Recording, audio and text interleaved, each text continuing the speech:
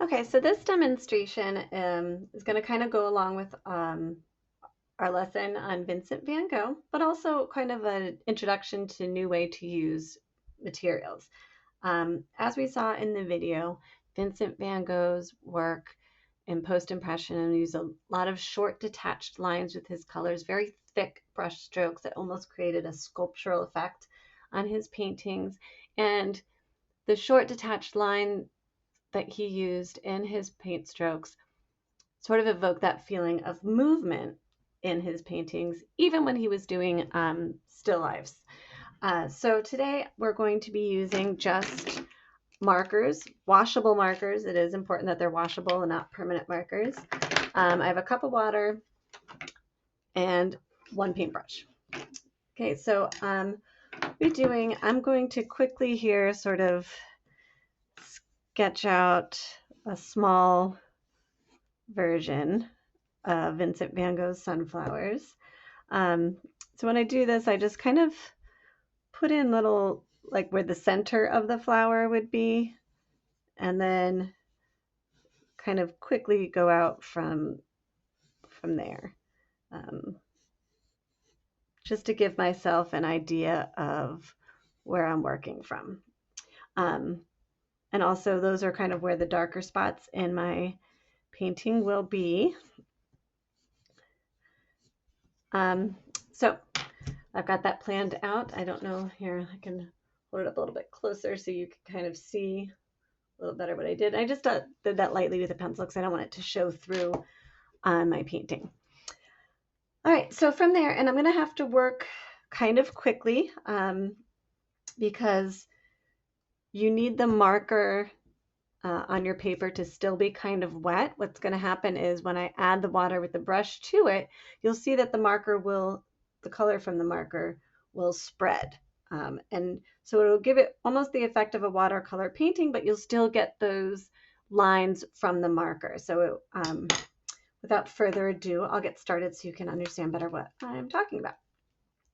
So I'm just going to kind of trace out here, and it doesn't have to be perfect. I'm using short, sort of scribbly lines just to put in like my table, the vase.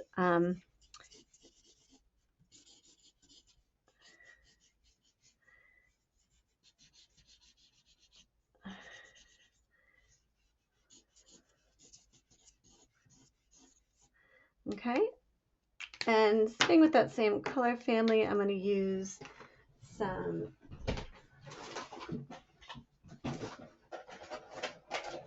peach kind of colors to go with my brown. Let me get that going over here for my table.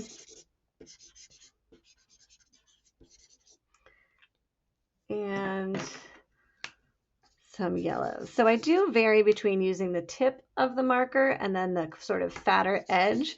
I use the fatter edge when I want to spread lots of color, but also when I want to create those short sort of lines like I did with the brown, I can use the tip.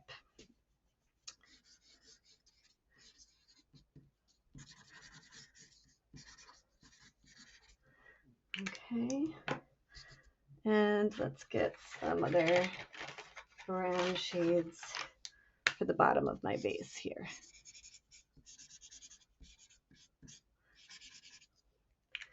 So you'll see I'm going to start with my water here because I don't want this marker to dry too much. As I add the water, it sort of starts the paint spreading the marker, almost like the marker is becoming paint and filling in these colors here. Now for the flower part of it, I'm going to start with my center of my flowers.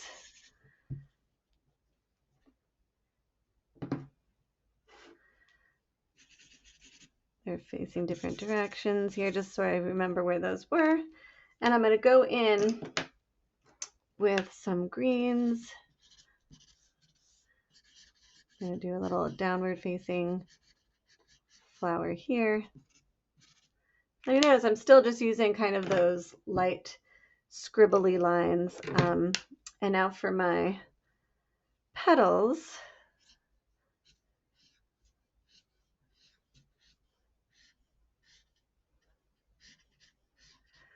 This flower is going to be facing kind of off to the side, so you're not going to see these petals here, but you'll see them coming down this way. For the ones that are a little more straight on, petals will be coming out this way.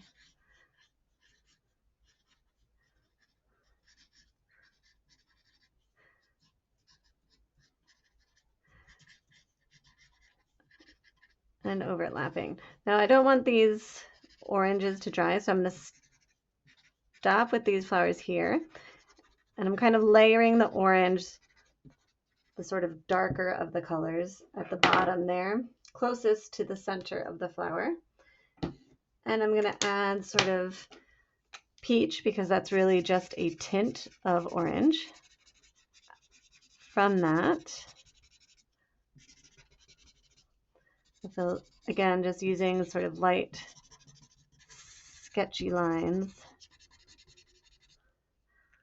Get that post-impressionist feel, and finally some yellow for these beautiful sunflowers.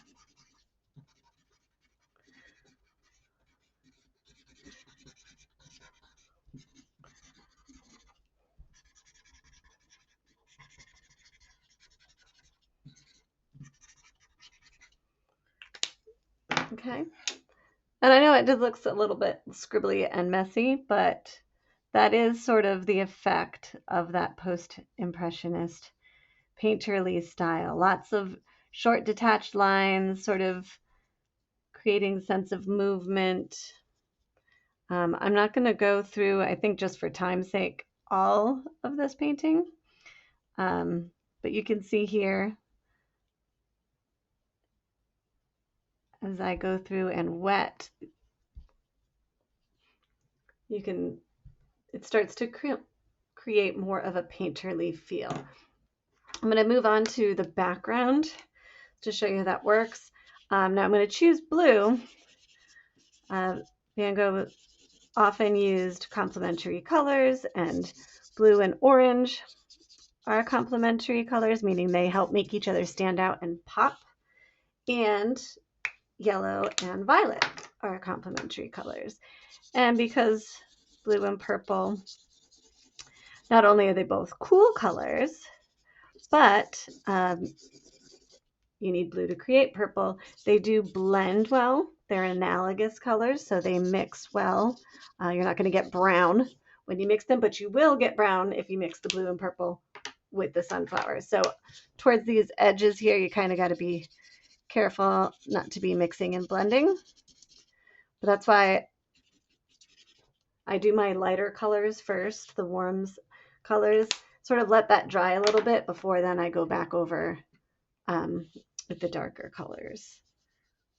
So here you can see how that marker sort of lifts up and becomes like paint to fill the space, but still leaves you with those sort of gestural and detached lines that were so prevalent in Van Gogh's paintings.